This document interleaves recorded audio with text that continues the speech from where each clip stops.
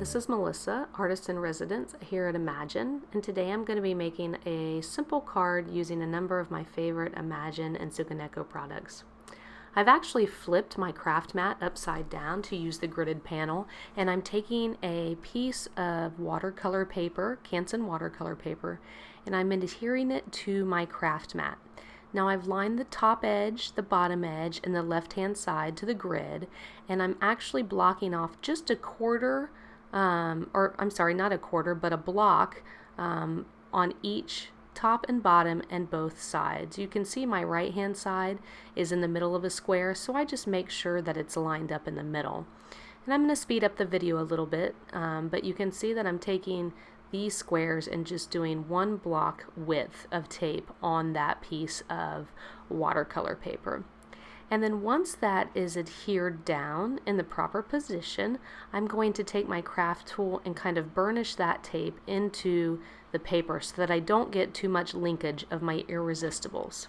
So now I'm going to be taking 3 colors of irresistible, and this is lilac posies, and I'm going to be squeezing out a bunch right at the top of the paper, about 1/3 of the way in.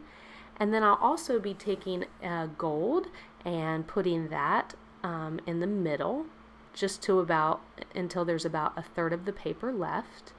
And then I'll be picking up my teal zeal and adding that as well. I'm not worried about bubbles getting into this. I just want to get all of this onto my paper and work a little bit quickly, as irresistible Pico Embellisher does dry quickly. Now I'm going to pick up my spatula tool and just pull that color straight down with a light touch to get a nice even flow. Off camera, I'm just taking a paper towel to wipe off the color so I don't get too much color blending there. I'd like to be able to see each of the colors. And I'm just smoothing it out so the surface is even. Now I'm going to go ahead and smear the teal zeal straight down as well. And you can see I'm adding a little bit of that color here and there to make sure that I get a nice even coverage. And as a matter of fact, it might be hard to see in the video, but up in the corner I have just a little bit of a little area that I couldn't get covered with what I had left on the mat. So I do go back in with the teal zeal and add it to that top corner. You can see me trying to work that corner, but I wasn't able to get enough smushed up there because it does dry really fast. So I do go ahead and take a little bit and add it to the tip. Now I'm going to tell you, I think I made a mistake while doing this project. And if you would like to try this, I think you should do something a little bit different. I dry this panel with the tape to it so I can do the next part. My suggestion is, while it's wet, to remove the tape, dry it, and then retape it for the stamping section. Because now what I'm doing is taking my StazOn Pigment ink in black, I think it's called Piano Key. I'm inking up this Catherine Pooler background stamp really well, lining up the stamp and smushing it down on top of my panel that I've created. Now I'm just using the plastic sheet that came with my stamp, which is nice because it acts almost as an acrylic block. And I lift it and you can see I get some beautiful stamping over top of that surface. Now here is where my problems begin. I'm peeling off my tape, and if you see, I'm taking the tape and pulling it off at a pretty sharp angle. That's the right way to take off the tape.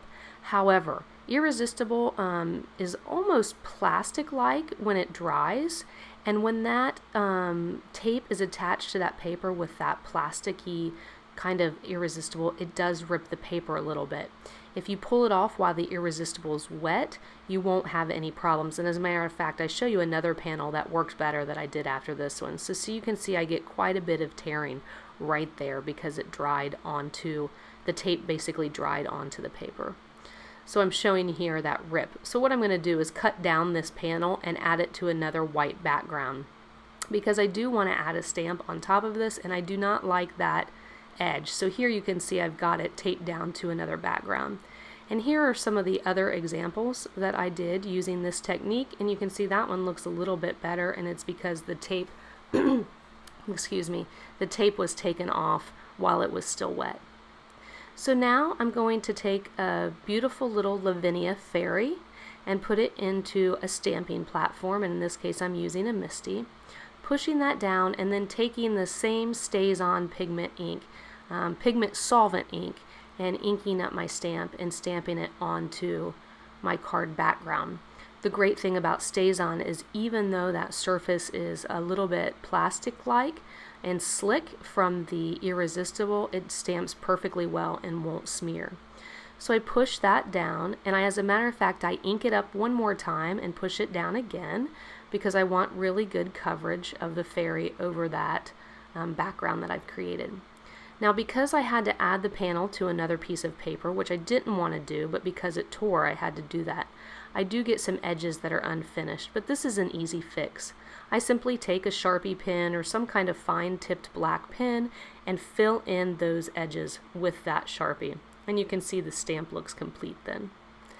I adhere this to an A2 size card using my favorite terra tape, and the last thing I'd like to do is add some little dots using those same irRESISTible Pico embellishers. So this happens to be the teal zeal, and this is why I wanted to try this experiment in the first place, is because when you add these drops to things, oftentimes you can't really see the beautiful color that's there. So, but they do add a nice touch onto the background when you're doing this. So now I'm taking the same gold and adding the dots, and then I'll go ahead and take the lilac posies and add a few more little embellishment type dots. Now the nice thing about Pico Embellisher is I got a bubble up there. I was able to just wipe it off the surface and add another one, and it looks great. Now, as I add the lilac posies, that'll finish today's card. I hope you enjoyed today's inspiration and that you'll join us again at Imagine for more wonderful projects. Thanks and have a great day.